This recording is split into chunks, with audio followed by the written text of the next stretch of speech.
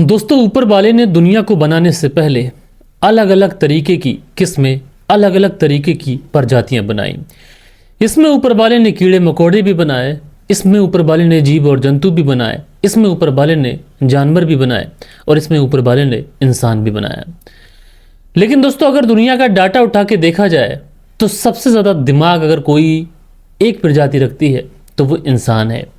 और इंसान के पास में सोचने और समझने की शक्ति होती है। इंसान को ये पता होता है कि उसके साथ में जो कुछ हो रहा है उसके पीछे क्या रीज़न है और क्या सही हो सकता है ज़िंदगी जीने के लिए और क्या गलत हो सकता है। इंसान को रिश्तों की अहमियत को पता होता है। इंसान को पता होता है कि कौन उसका चाचा है, कौन ताऊ है, कौन मामा है, कौन खालू है, कौन पत्नी है, कौन माँ है, कौन बहन है।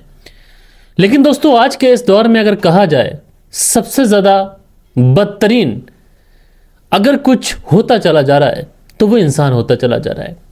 पिछले कुछ समय से इंसान ने कुछ इस तरीके से पवित्र रिश्तों को कलंकित किया है जिसको सुनने के बाद में इंसान यही कहेगा कि आखिरकार अगर इन रिश्तों पर भी भरोसा ना किया जाए तो फिर किस पे किया जाए।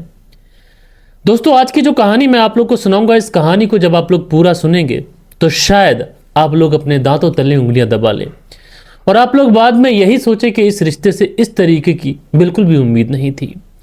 तो ये पूरी कहानी मैं आप लोग को सिलसिलेवार तरीके से डिटेल में सुनाऊंगा। लेकिन आप लोगों से रिक्वेस्ट है, दरख्वास्त है कि अगर आप लोग चैनल पर पहली बार आए हैं तो चैनल को सब्सक्राइब करें, बेल आइकन को प्रेस करें ताकि हमारी जो वीडियोस आती हैं वो रेगुलर बेसिस पे आप लोग को मिलती रहे और आप लोग समाज में घट रही घटनाओं से परिचित रह सकें, सावधान रह सकें, सतर्क रह सकें। तो फिर चलते हैं, सीधा सीधा इस कहानी का रुख करते हैं।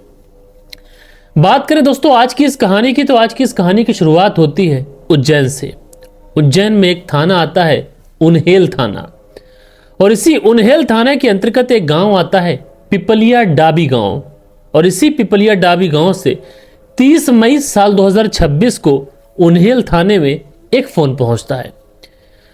फोन करने वाला जो व्यक्ति होता है वो बताता है कि साहब, पिपलिया डाबी जो गांव है उसी गांव के अंदर भारत सिंह नाम के एक व्यक्ति का खेत है और उसी खेत पर एक शव पड़ा हुआ है, लिहाजा आप जल्दी से आ जाइए।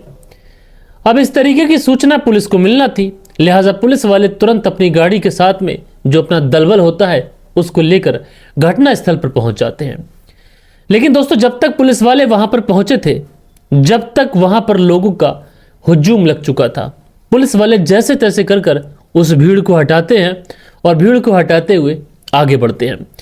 आगे बढ़ने के बाद में वो जो शख्स जिसकी डेड बॉडी वहां पर पड़ी हुई थी उस शव को सीधा किया जाता है। इससे पहले गांव के जितने भी लोग वहां पर मौजूद थे उन सारे ही लोगों में से किसी की भी इतनी हिम्मत नहीं हुई कि वो आगे बढ़कर इस शव की शिनाख्त कर पाए। पुलिस वाले स्थानीय लोगों की मदद से उस शव को सीधा करते हैं और उसके बाद में जब उसकी शिनाख्त करने के लिए लोगों से पूछताछ करते हैं, क्या तुम में से कोई ऐसा है जो इस व्यक्ति को जानता है। वहां पे मौजूद जितने भी लोग होते हैं वो कहते हैं कि साहब, ये व्यक्ति जिस खेत पर इसका शव है ये उसी खेत का मालिक है, इसका नाम है भारत सिंह राजपूत। अब जैसे ही ये बात पुलिस वालों को पता चलती है तो उसके बाद में पुलिस वाले भारत सिंह की जो पत्नी होती है जिसका नाम होता है सोना कुंवर, उसको भी खबर देते हैं, भारत सिंह के परिवार वालों को भी खबर देते हैं। अब जैसे ही परिवार को यह सूचना मिलती है परिवार वाले भी तत्काल खेत पर पहुंच जाते हैं। जो पत्नी सोना कुंवर होती है उसका तो रो रो कर बुरा हाल होता है। सोना कुंवर यही कह रही होती है कि अब उसका सहारा कौन है, उसके पति के सिवा उसका इस दुनिया में और कोई नहीं था। वो इस तरीके से रो रही थी कि पुलिस वाले भी जब उसके रोने को देखते हैं तो पुलिस वालों का भी दिल कटने लग जाता है। जैसे तैसे कर घर परिवार के लोग और पुलिस वाले उस महिला सोना कुंवर को दिलासा देते हैं और कहते हैं कि तुम्हारे पति के साथ में जिसने भी ये सब कुछ किया है, जिसने भी ये दरिंदगी की है, हम उसे सलाखों के पीछे जरूर भेजेंगे। दरअसल जो भरत सिंह राजपूत थे उनकी किसी ने किसी भारी भरकम चीज से कुचलकर उनके सर पर सैकड़ों वार कर उनकी हत्या की थी। लिहाजा शव को पोस्टमार्टम के लिए भेजा जाता है। परिवार वालों से पूछा जाता है किसी से कोई दुश्मनी थी, कोई रंजिश थी, कोई किसी से पैसों का लेन देन तो नहीं था, कोई किसी से ऐसा तो नहीं किसी से कोई नजदीकियां हो, किसी महिला के साथ में कोई नजदीकियां हो। लेकिन जितनी भी पूछताछ पुलिस वाले करते हैं, सारी ही पूछताछ में पुलिस वालों को यह पता चलता है कि भारत सिंह राजपूत कभी कभी शराब तो पी लेता था, लेकिन उसके किसी से भी न लड़ाई थी, न झगड़ा था, न किसी महिला के साथ में कोई संबंध।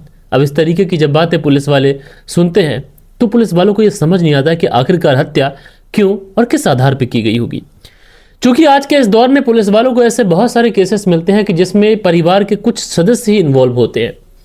तो ऐसे में पुलिस वाले फैसला करते हैं कि इस गांव के अंदर अपने मुखबिर एक्टिव किए जाए और ये पता किया जाए कि भरत सिंह राजपूत के उसकी फैमिली वालों के साथ में रिश्ते कैसे थे, क्योंकि फैमिली वालों के बयान लिखवाए जा चुके थे। फैमिली वालों ने शुरू से ये बात खारिज कर दी थी कि ना किसी से कोई दुश्मनी, ना रंजिश और ना किसी से कोई पैसों का लेन देन है।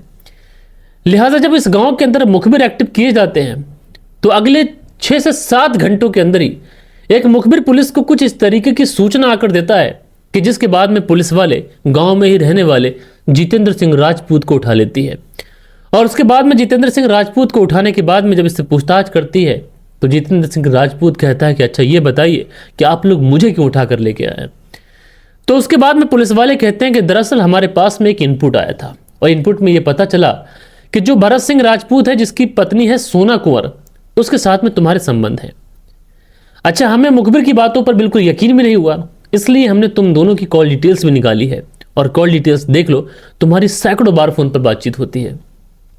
ये बातें जितेंद्र जब सुनता है तो उसके बाद में ये टूट जाता है और उसके बाद में ये अपना जुर्म कबूल कर लेता है।